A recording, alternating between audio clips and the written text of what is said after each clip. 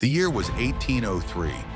The Atlantic Ocean had already claimed countless lives, yet 75 men and women of the Igbo people, taken from what is now Nigeria, endured its cruel crossing. Shackled and broken by the Middle Passage, they arrived in Savannah, Georgia, where slave dealers auctioned them like cattle.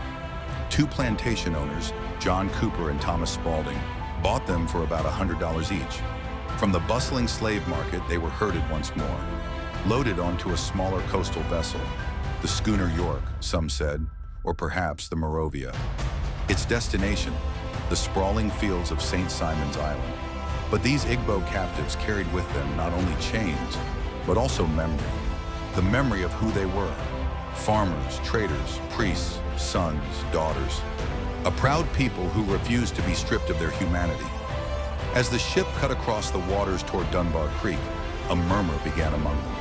They looked at one another, and resolve hardened like iron in their eyes. Somewhere in the shadows of the hold, one voice rose. Ndim anyi agagi ebindu ka anu ulo. My people, we will not live as cattle. The decision was made. When the moment came, the Igbos struck.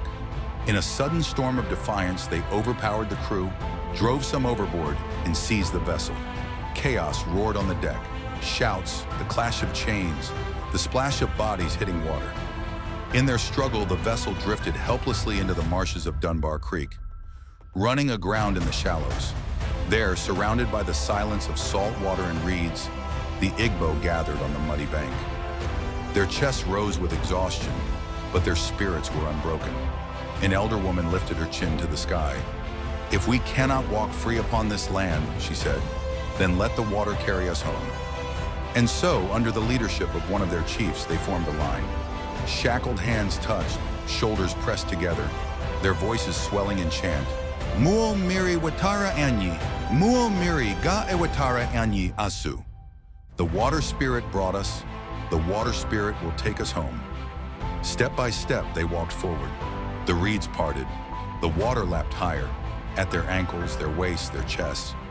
Still they sang, their song rising into the sky as though it might reach Africa itself. Some struggled, some faltered, but none turned back. The creek closed around them, salt and mud and silence. Their bodies sank beneath the current, and so Igbo Landing became more than a place. It became a testament, a memory of defiance, of a people who chose death over bondage, freedom over chains. Even today, at the edge of Dunbar Creek, the air is heavy with their song.